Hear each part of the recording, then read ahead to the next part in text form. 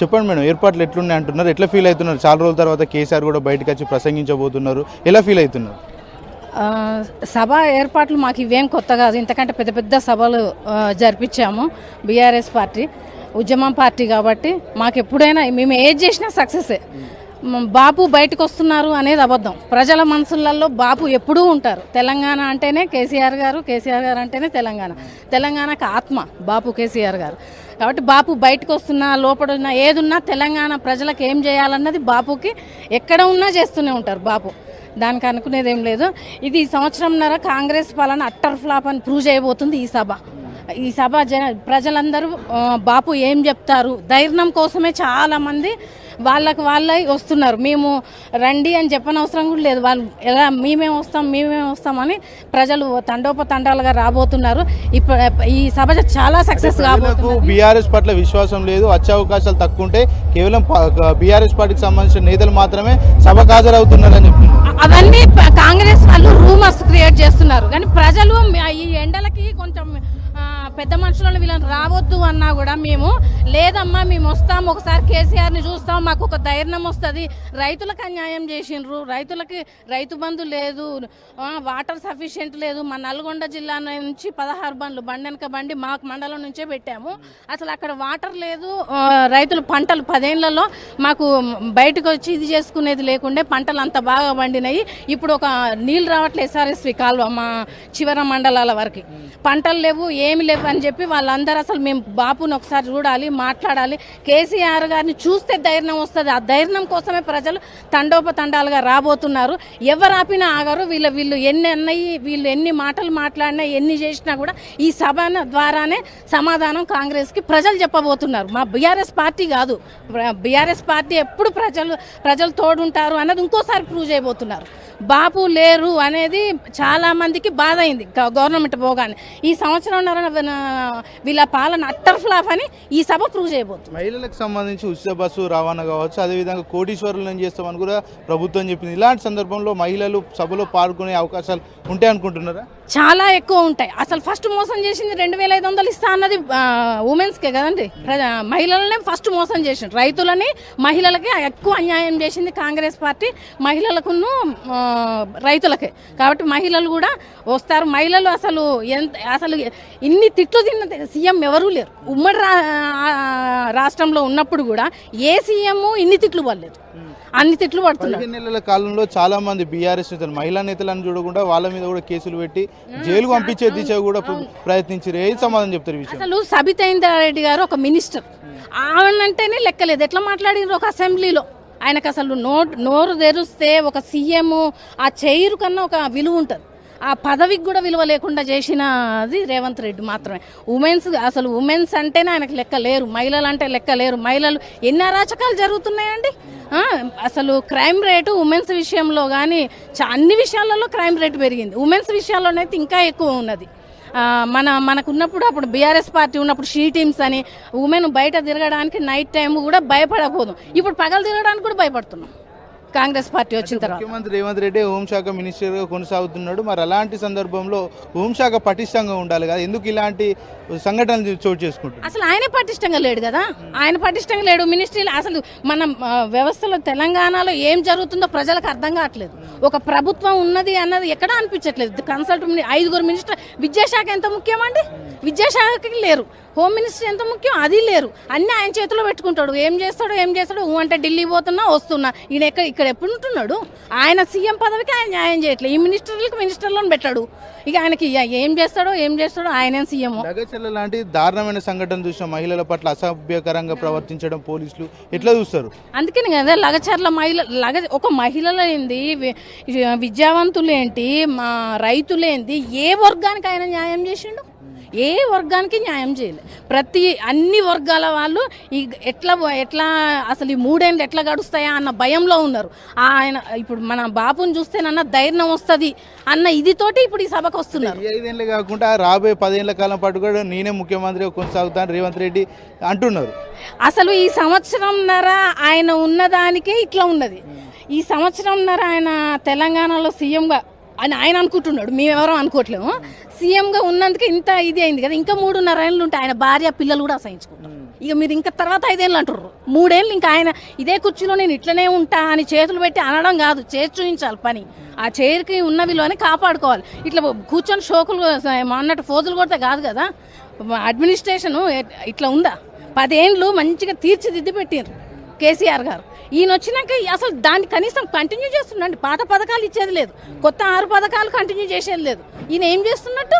ఏమనుకుంటున్నారు ప్రజలు గ్రామాల్లో ప్రజలు? ఇప్పుడు ఇవాళ ఎలక్షన్ వస్తే 100 సీట్ల పైన వస్తుంది బీఆర్ఎస్. అంటే మేమేం తిరగనవసరం లేదు. అక్కడ ఎమ్మెల్యే ఎవరని కూడా చూడరు, ఓన్లీ బాపుని చూస్తారు, జెండాని కారు, వీటికే ఓట్లు పడతారు. వేరే క్యాండిడేట్ ఎవరని కూడా చూడరు. అంత ఇది మా గురించి మేము ప్రచారం చేసుకునే పనే లేదు. ఇప్పుడు కాంగ్రెస్ పార్టీ విఫలమవుతున్న కొద్దీ మా గ్రాఫ్ అట్లా పెరుగుతుంది. అంటే బీజేపీ వాళ్ళు ఏమంటున్నారు అంటే ఇటు కాంగ్రెస్ కావచ్చు అటు బీఆర్ఎస్ 2 పార్టీలను ప్రజలు నమ్మట్లేదు, బీజేపీ పార్టీ ప్రజలకు అల్టిమేట్ గా ఉంది, అదే అధికారంలోకి వచ్చే అవకాశాలు ఉన్నాయి అంటున్నారు. బీజేపీకి అసలు మన తెలంగాణలో బీజేపీ ఎప్పుడు ఉందండి? ఎవరి పార్టీని వాళ్ళ అనుగుణంగా మాట్లాడుకోవచ్చు, కానీ మన దగ్గర బీజేపీ ఎప్పుడూ లేదు.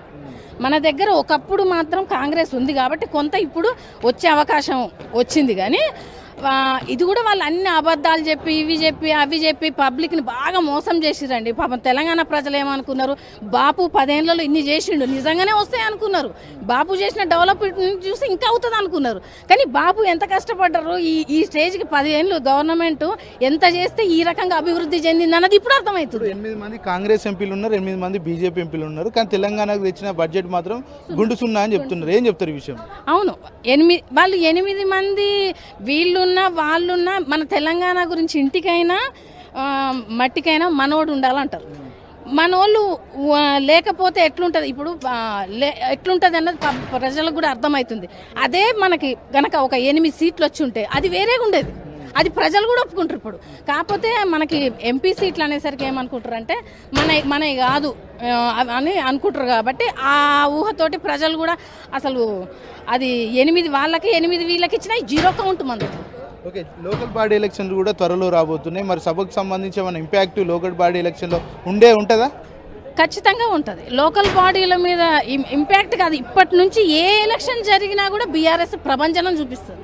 నేను మేడ్చల్ నియోజకవర్గం నుంచి ఇక్కడికి రావడం జరిగింది. ఇక్కడ సభ ఎలా జరుగుతుంది, రేపు మా కార్యకర్తలు కూడా వస్తున్నారు కాబట్టి ఇక్కడ పార్కింగ్ ఎలా ఉంది ఇవన్నీ చూడడానికి రావడం జరిగింది ఇక్కడికి. ఈ కాంగ్రెస్ పాలన వల్ల ప్రజలు చాలా విరక్తి చెంది ఉన్నారు. వాళ్ళు ఇచ్చిన 6 గ్యారంటీల్లో కూడా ఒక్కటి కూడా అమలు కాలేదు. రైతు బంధు కింద 7,500 ఇస్తా అన్నారు. మనలో మా కేసీఆర్ గారు సంవత్సరానికి 10,000 ఇస్తే 15,000 ఇస్తా అన్నారు. ఎక్కడ కూడా అది అమలు కాలేదు. ఏమనంటే ఏం మాట్లాడతారంటే కేసీఆర్ గారు అప్పు చేసి వెళ్ళిపోయిండు అంటున్నారు. అంతకుముందుకు వీళ్ళకి తెలియదు ఎట్లుందో స్టేట్ సిచ్యువేషన్ ఉంది అని తెలుసు, అన్నీ తెలిసినా కానీ ఏదో ఒకటి బురద వెళ్ళాలి కాబట్టి ఆ విధమైన మాటలు మాట్లాడుతున్నారు. ప్రాజెక్టులు కట్టినందుకు కొంత అప్పైంది. ఈయన ఏం కట్టిండని ఇప్పుడు 180,000 కోట్లు అప్పైంది. ఇంకో ముఖ్యమైన విషయం ఏంటంటే ఎంత దిగజారిన ముఖ్యమంత్రి అంటే మమ్మల్ని ఎవరు నమ్మట్లేదు అంటున్నాడు. ఆయనంతలో ఆయన చెప్పుకుంటే ప్రజలకి మన విశ్వాసం ఉంటుంది ముఖ్యమంత్రి మీద. అదే కాకుండా 6 మంత్రులు ఇంకా కూడా అలొకేట్ చేయలే. ఒక విద్యాశాఖ మెయిన్ విద్యాశాఖ కానీ, ఒక హోమ్ మినిస్టర్ కానీ, రాష్ట్రంలో ఎంత క్రైమ్ రేట్ పెరిగింది అక్కన్నట్టు ఇంతకుముందు హోమ్ మినిస్టర్ అయితే ఉండాలి కదండి. వేరే మినిస్టర్స్ అయినా ఈయన పరిధులు ఉన్నా కానీ ఒక హోమ్ మినిస్టర్, ఒక విద్యాశాఖ మంత్రులు అయితే ఉండాలి కదా. అయినా కానీ ఈ సభ పెట్టడం ముఖ్యం. సభ కాదు అసలు, ఇది ప్రజల బాధలు వినడానికి పెట్టింది ఈ సభ కేసీఆర్ గారు. ఎందుకంటే ఏ గ్రామంలో అయినా మాకు ఉచిత కరెంటు కటింగ్ చూసిరా అండి. అప్పుడు 24 hours కరెంటు ఉండే. ఇప్పుడు ఎక్కడ పోయినా కరెంటు కోతలే. కరెంటు చక్కగా లేదు, నీళ్లు చక్కగా లేవు, రైతులకు ఇచ్చిన రైతు బంధు కూడా చక్కగా లేదు. మనంటే ధరణి తీసి ఇంకోటి పెడతా అంటే దానివల్ల ఉపయోగం ఉందా అండి? ఏమన్నా ఆల్రెడీ అన్నింటిలో ఎక్కిన తర్వాత కొత్తగా వచ్చి నేను భూభారత ఏదో పెడతా అంటున్నాను. దానివల్ల ప్రజలకు ఉపయోగపడే పనులు చేయాలి, అక్కడి నుంచి కంటిన్యూషన్ చేయాలి తప్ప వెనకాలకు పోయి అది చేస్తా అని చెప్పి అన్ని పనికిమాలిన పనులు చేస్తున్నాడు ఈ రేవంత్ రెడ్డి గారు. ఈ కేసీఆర్ గారు వచ్చిన తర్వాత మీరు అన్నట్టు లోకల్ బాడీ ఎలక్షన్లో ఖచ్చితంగా కూడా ఈ సభ కాకున్నా కానీ ప్రజల వ్యతిరేకతతోటే లోకల్ బాడీ ఎలక్షన్లో వాళ్ళు ఓడిపోవడం జరుగుతుంది. అందుకే ఎలక్షన్లు పెట్టడానికి కూడా జంకుతున్నాడు ముఖ్యమంత్రి గారు. 1వ తారీఖు నుండి భూమి పూజ చేసిన నుండి ప్రతి పని ఉండి దగ్గర ఉండి ఇక్కడున్న ఏమైతే ఏర్పాట్లు ఉన్నాయో అన్నీ చూసుకుంటూ ఇక్కడ ప్రజలకు ఏ నష్టం రాకుండా, వచ్చేవారికి ఇబ్బంది కాకుండా వాటర్ కానీ చల్ల ప్యాకెట్లు కానీ ఇక్కడ ఉన్న మెటీరియల్ కానీ ఏది కానీ అన్నీ ముందుండి పని చేసుకుంటూ ఇప్పటి వరకు సభ 4 మూలల నుంచి వెళ్ళి వచ్చే వారికి అందరికీ సభ సక్సెస్ అవ్వడానికి పార్కింగ్లు కానీ దగ్గరనే, సభకు దగ్గరనే పార్కింగ్లు ఉంటాయి 4 సైడ్లు. ఇటు దామెర, ఇటు చింతలపల్లె, ఇటు ఎంఆర్ఓ ఆఫీస్ దగ్గర కరీంనగర్ నుంచి వెళ్ళేటోళ్లకు, హన్మకొండ నుంచి వెళ్ళేటోళ్లకు, ఈ వరంగల్ రోడ్డుకు అన్ని ఏర్పాట్లు చేసినాం. ఇప్పుడు ఈ సభ కేసీఆర్ బాబు రేపు సభకు హాజరయ్యే వరకు మధ్యాహ్నం వరకే సభ మొత్తం నిండుకుంటుంది. ఈ తెలంగాణ రాష్ట్రంలో కాంగ్రెసు పాలన ఈ సంవత్సరంన్నర నుంచి ఈ పాలన వీళ్ళు ఇచ్చిన అబద్ధపు హామీలు, 6 గ్యారంటీలు, నెల రోజుల్లోనే మేము అధికారంలోకి వచ్చినాక మీకు నెల రోజుల్లోనే అన్ని పథకాలు అమలు చేస్తామని, అదే మహిళలకు కళ్యాణ లక్ష్మికి మీకు ₹1,00,000 ఇచ్చింది కేసీఆర్, మేము ఇంకా తులం బంగారం కలిపి మీకు ఇస్తామని చెప్పి జరిగింది. అలాగనే మహాలక్ష్మి పథకం కింద 2,500 ఇస్తామన్నారు. అలాగే ఈ రైతులకు కూడా రుణమాఫీ సగం రైతులకే జరిగింది. రైతు బంధువు కూడా సగం మందికే ఇవ్వడం జరిగింది.